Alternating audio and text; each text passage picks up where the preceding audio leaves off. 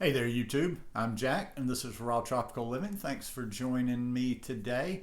Hoping I'm going to get this video out tonight, which is Wednesday when I'm shooting it, but I had to pop over to Pensacola this morning and do some errands, and I'm getting to this a little bit late today. But anyhow, today I wanted to talk about and just encourage people to stop obsessing over the details on a raw vegan diet. Guys, if you're not already subscribed to the channel, I'd appreciate if you go down there and hit the subscribe button now, then click on the little bell and check send notifications so you'll stay subscribed to the channel. I got thinking about this when I was in the car driving over to Pensacola this morning, and it just kind of started rolling around in my head. The questions I get asked about this lifestyle, the different things I see out there, and just like the concerns and worries that most people have when they're new to this lifestyle. And the biggest thing, I just want to encourage everybody, we're not going to all do it the same, but stop obsessing over these details.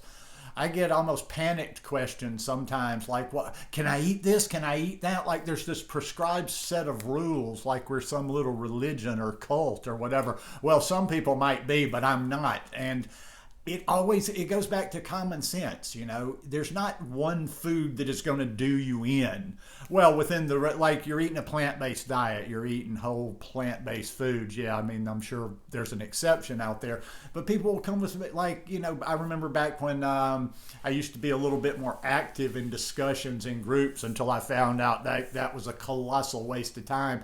And I would watch people argue for 2 days in a thread over if you should eat onions and garlic. And you had of course, you had the hardcore, the keepers of the raw vegan law out there. Oh, it's terrible. And they had all these reasons, this, and that. Hey, and I'm not here to sit and be on the side of you have to have onions and garlic. If you don't want to have onions and garlic, don't have onions and garlic. But don't just go over and over with that in your head and think that's some big subject. I really am going to say there's probably eat them, don't eat them. There's not going to be a huge difference in your health. And that's something else I always want to know too when people are talking about just these next level details. I mean, what do you actually are they going to get? Like, I feel like I live a pretty healthy life. I eat whole plant-based foods. I eat mostly raw. I keep my fat down. I don't use oil very seldom. I don't use a lot of salt. I'm like, so are the next level people? Are they going to a higher thing or what? What are they going to live to 125?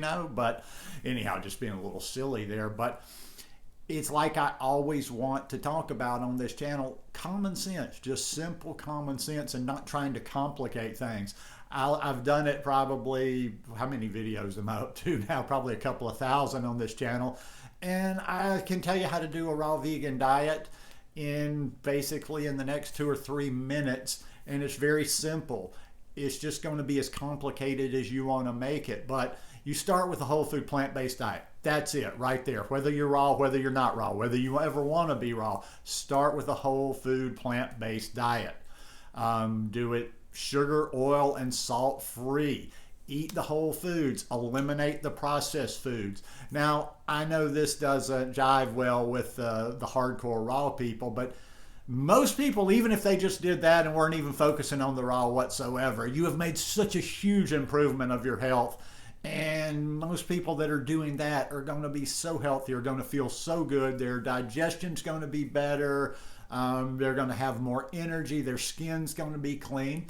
But not to knock the raw and not to even discourage anybody from being fully raw. The high raw, I rock it, and I feel like it just intuitively feels the right way for me. But here you go. Raw vegan diet, summed up very simply.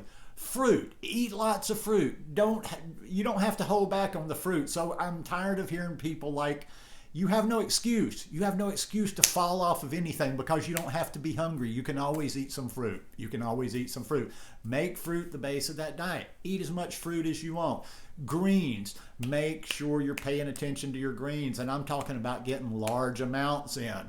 We're never getting enough greens, not in my opinion anyway. So, eat the salads. Try different lettuces. Eat kale. Just all different kinds of greens. And like this, okay, now I chop that up a little bit more, but the poor man's kale is cabbage, not near as expensive. Yeah, you can chop it up and put it in salads, but steam it if you need to. But make sure you're getting the fruit and the greens. On top of that, I highly, if you're not eating any, if you don't eat any cooked food and you don't include legumes, I think legumes are important. So get yourself some lentils or get yourself some other beans and sprout them.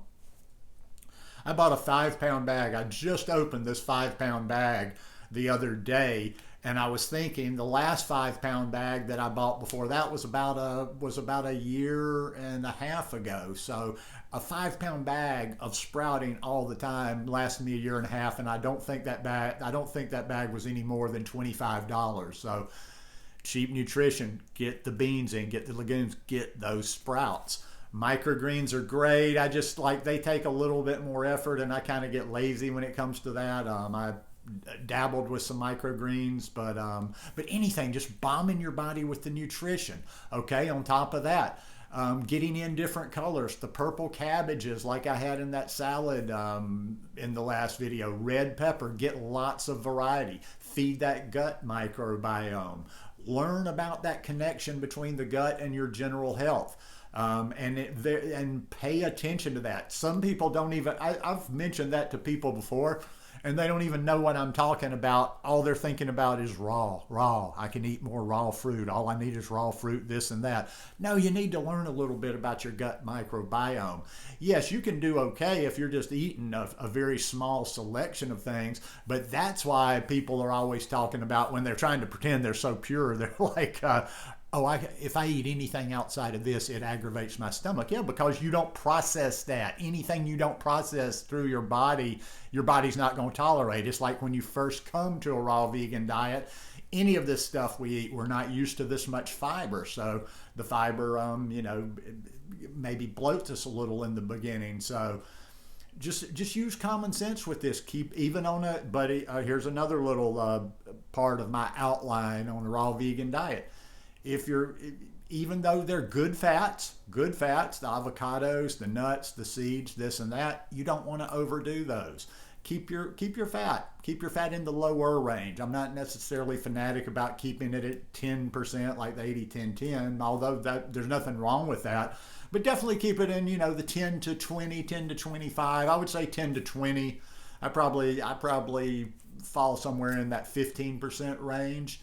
And voila, that's it. It is not rocket science. And what I'm like, it's almost like I need to learn how to say this in another language, or say it in different words in English so it will get through, is you never have to be hungry.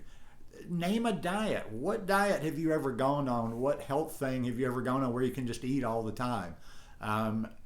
Most of them is you eat this prescribed amount, and then you're not supposed to eat again for 4 hours or whatever. You get hungry on this lifestyle, you eat a piece of fruit. You get hungry on this lifestyle, you eat some nice cream. And my most famous expression, the cleaner you eat, the more you can eat. So like I say, just stop worrying about all these details. These details will figure themselves out as you learn this lifestyle. But look at I've used this analogy before, but look at other animals. Are we really that much unlike other animals that we need to be we need to have a degree or something to know exactly how to feed ourselves, and we need to be thinking about it all the time, and it's complicated? No, we've just complicated it, and this diet industry doesn't help. And so many people come to this lifestyle with that diet mentality baggage in their heads, like there has to be a prescribed way to do it. You have to suffer a little bit. You have to restrict yourself, and it's nothing like that. It's nothing like that, and that's the only reason I'm still doing this lifestyle some 10 years later, because it's just so easy. It's so easy, and you don't have to be a fanatic. Yes, you're going to eat things that are not your normal, that are off your program sometime, but if you do that, instead of just fretting over it or whatever, the next meal you get right back on your program. Eat a salad, eat a smoothie, eat some ice cream, but stop with the obsession. Obsession is unhealthy. Stress is unhealthy. So anyhow, just my 2 cents worth. Hope you guys enjoyed this one today. If you like it, please give me a thumbs up, and I'll see you here at the end of the week. Peace.